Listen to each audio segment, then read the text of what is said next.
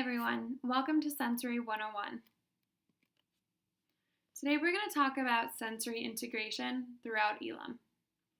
Sensory integration is the neurological process that organizes sensation from one's own body and from the environment and makes it possible to use the body effectively within the environment. There's also something called sensory integration dysfunction. This is the inability to take in, organize, and respond to sensory information in a meaningful and appropriate way. Some students may be overly sensitive, while others may be under-responsive. So I want to talk a little bit about how we all constantly take in sensory information through our bodies from the environment. Our brains organize and integrate the sensory information, and it becomes very meaningful to us. We're able to naturally adapt and self-regulate without even really thinking about it, and we all self-soothe to some degree. Some of these examples that we might not be aware of when it's happening is chewing gum, snacking when stressed, working out, biting our nails, but it doesn't interfere with our daily functioning. I want you to think about different times of the day and what you may do to wake your body up versus de-stress and calm. So as you're waking your body up, you might turn the lights on, you might play some music, and to de-stress and calm, you might play soothing music, turn the lights down, have, tea, coffee, whatever you might do to de-stress every day. But for our kiddos, some of those things might be very aversive, and we need to be careful when including those things. Just because we think that they are de-stressing us and calming, it might not be the same for our students because they process things a little bit differently, which we'll talk about soon. I also want you to think about some of the characteristics and how your personal characteristics have led you to certain interests or maybe even your profession. So for example, if you have an office job over a hands-on or trades job, some of the sensory integration being hands-on and in a busy environment might be a little bit too much for you personally. And a lot of times we don't think about our career choices as how we integrate sensory information. It's just naturally part of our life and our environment. So we need to be aware of that for our students so that we can also make environmental accommodations and choices for them based on their needs and how they integrate their sensory input. I also want to note that it's common for those with autism to have sensory processing difficulties, but one can also have sensory processing difficulties without having autism. So those can be two separate diagnoses. So let's talk about the first sense, which is touch. So this might be hitting, pinching, grabbing, just some things that we might see from our students. And some of our students might be sensitive to light touch, and our palm has more touch receptors than other body parts. So this may be even a form of communication for our students. Thinking about this from an OT standpoint, we want to try maybe some sort of vibrating item, such as a vibrating hand massager, maybe a fidget toy. And a lot of our students that use fidget toys, we'll give it to them as they're sitting in their chair so that they can seek that sensory input of touch without having to leave their seat to seek that input. And a lot of times we just think of non-compliance, they don't want to sit in their seat, they don't want to do this activity, but really it's our students seeking out that input that they need at that time, but they might not be able to verbally communicate that to us. And we want to make sure that we give communication options when it comes to sensory input. You guys are going to see a lot of choice boards throughout Elam and throughout the classrooms, and sensory is one of them. We always have a choice board with different sensory items during sensory breaks or even the leisure room, and we want the students to be able to look at a variety of options and choose the sensory activity that they want at that moment, and this will change over and over, just depending on how they're feeling in that moment, and we want them to independently be able to make that choice. Students may be overly sensitive to touch, which can affect the way they function in everyday life. And this might be not being able to dress themselves, not being able to wear certain articles of clothing, whether it's because of a tag, because it's a fabric that maybe feels a little aversive to them. They might not be able to use certain school supplies during activities, but we want to use different media to make exploration of different tactile sensations fun and engaging. But we never want to force a student to touch anything that makes them uncomfortable or feels aversive to them. We want to be mindful of personal space And while some students may seek input and come too close into both staff and students' personal space, while those who are sensitive to light touch may react negatively if a person comes too close in their personal space. One example of an aversive activity that might be for some is a shaving cream table, which we typically see during our school picnic here at Elam. Our students, we will let them write their name in the shaving cream. We'll let them just move their hands around in it. And some students love it, want to work for it. And some students, it will cause really aggressive behaviors. And we have to be able to respect that something like that does not feel good on their body. And we can choose some other sensory input when it comes to touch. Now let's talk a little bit about smell. If the student is overly responsive, they may refuse to eat certain foods. They may be irritated by perfumes or colognes. And students who are under-responsive may drink or eat things that are poisonous, excessively smell. They may sniff everything. And they use smell to interact within their environment. Here at Elam, we use various scented media to either help alert or provide a calming effect on the student to allow them to participate in the school day. So as we all know, humans are very oral creatures, and babies first explore the world by putting items in their mouth. Students who are overly sensitive may be extremely picky eaters. They may gag with textured foods.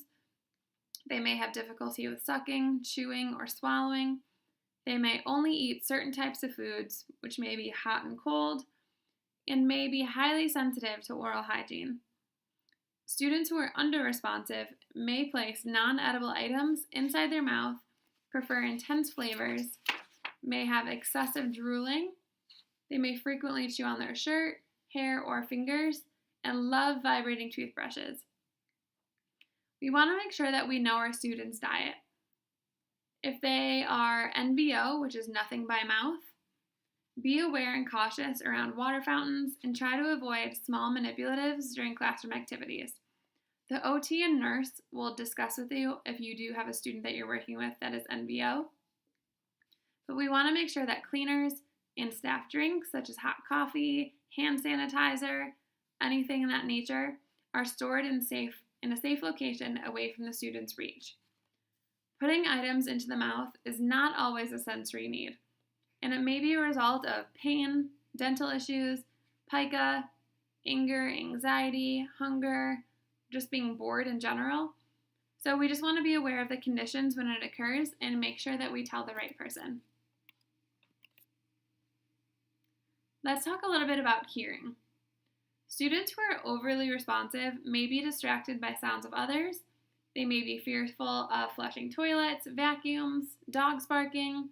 They could be startled by loud, unexpected sounds, such as a fire alarm, books dropping on the floor. They may be distracted by background noises, such as mowing the grass.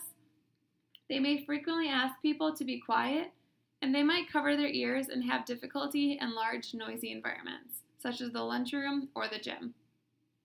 They may not like the sound of certain individual voices, and students who are under-responsive may not respond when you call their name. They may make vocalizations or hum. They may have difficulty processing verbal commands. And at Elam, we use social stories with fire drills to help students prepare, and students may wear noise reduction headphones to assist with blocking out loud sounds. I want everyone to keep in mind that these should not be worn all day long. Headphones are a catch-22. For a lot of our students who are overly sensitive, it's great and they can do a lot more in an environment that's loud and noisy when they are wearing their headphones. But the more that our students do wear these, the more sensitive our students are going to get when they're not wearing them, which is going to most likely cause their behaviors to increase because of the loud noises. So we definitely want to make sure that they are only wearing them when absolutely necessary. They may also like the pressure of the headphones on their head, and if that's the case, then we can make sure that we have that sensory input in a different way that's not headphones. But again, we want to make sure our students are communicating that that's the need. Now let's talk about sight. Students who are over-responsive will oftentimes squint, cover their eyes, get headaches from light, may have difficulty keeping focus on a task, may be easily distracted by things in a room. They may have difficulty in bright, colorful rooms or dim rooms. They may avoid eye contact, rub their eyes after watching TV. And students who are under-responsive often have difficulty with visual perceptual skills, tracking and discrimination, such as finding the difference between letters that look the same, locating items among clutter, and overall difficulty with reading and writing. They may have difficulty with spatial relationships, for example, running into objects and people. And here at Elam, we use a lot of visual symbols to decrease verbal communication, for example, to assist with behaviors. This might aid in communication and following a schedule. We want to make sure to decrease the clutter and set up tasks in a visually structured way to allow more independence for our students. Students may see properly, but they may have difficulty understanding and using what they see. According to Discover magazine, neurons take up 30% of the cortex for visual processing, compared to 8% for touch and 3% for hearing. Let's jump into proprioception. Proprioception tells us where each part of the body is and how it's moving in the environment. So when our students have issues with proprioception, they might engage in biting or teeth grinding, and this may be because of low sensitivity to input. Calming may help stabilize, or may be defensive to a loud sound. What we want to try with students who have issues with proprioception might be an oral motor program, tubing for chewing, facial pressure, a massage, or communicating that they might be hungry or need some sort of sensory input.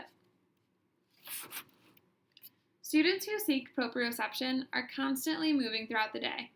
They might bite, they might have self-injurious behaviors, they might stomp their feet while walking, and in general, these students react really well to deep pressure, such as heavy work activities, self-pressure techniques, weighted lap pads and blankets, the squeeze machine, body socks, and students with poor proprioception over or undershoot their movements.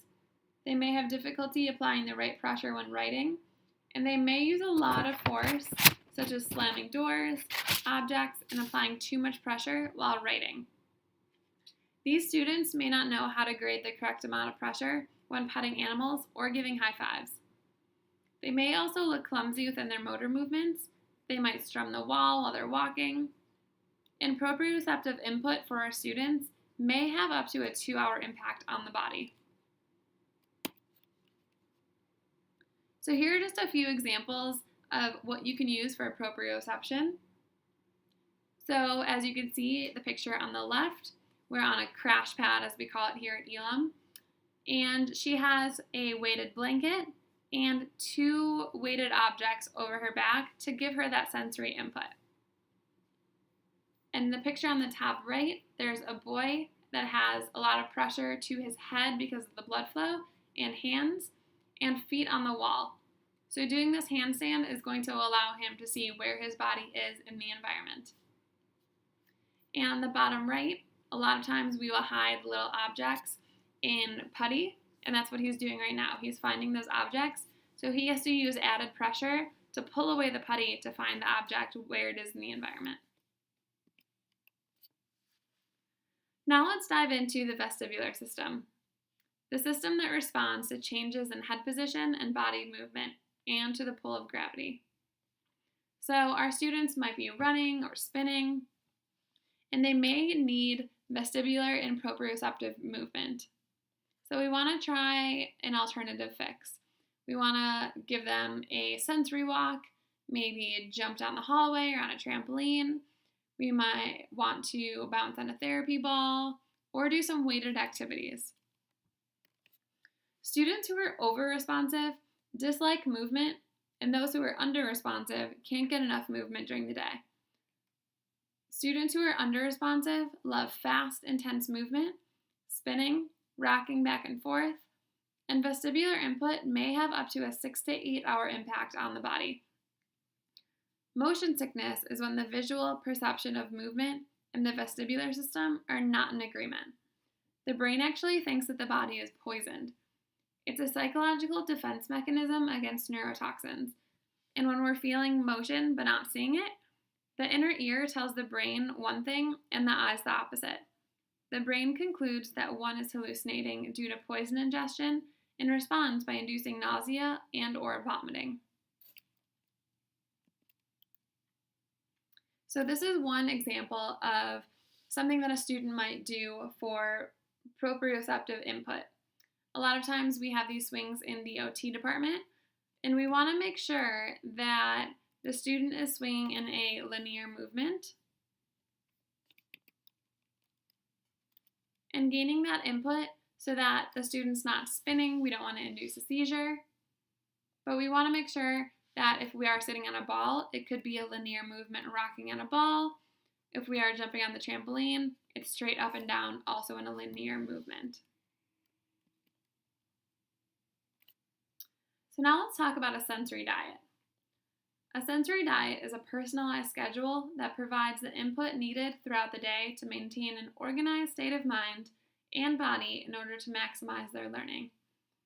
A sensory diet can't just take place for an hour a week in therapy. It has to be part of the student's schedule every single day. Sensory input is a team effort. It involves the student, the teacher, classroom staff, and support staff, parents, and guardians. So when behaviors occur, we want to make sure that we're checking the environment and thinking, how can we make this more visual for our student?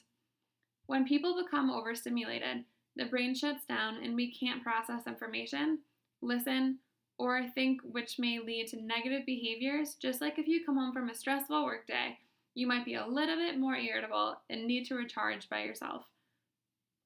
How can we make this action into a more socially appropriate one? Stopping a self-stimulatory behavior, such as hand flapping or rocking, is not effective because even if it stops, another one will manifest. Our job is to consult with the team and come up with ways to meet underlying needs through a more acceptable, hygienic, and age-appropriate substitution or redirection. If you have any questions about sensory input, we want to make sure to ask your OT.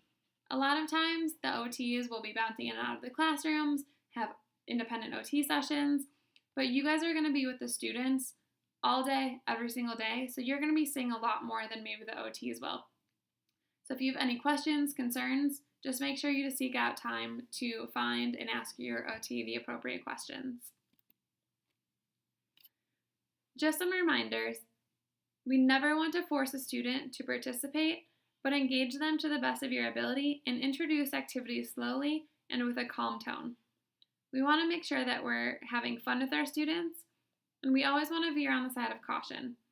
Remember to ask questions and consult with your student's occupational therapist before implementing any sensory strategies with your students.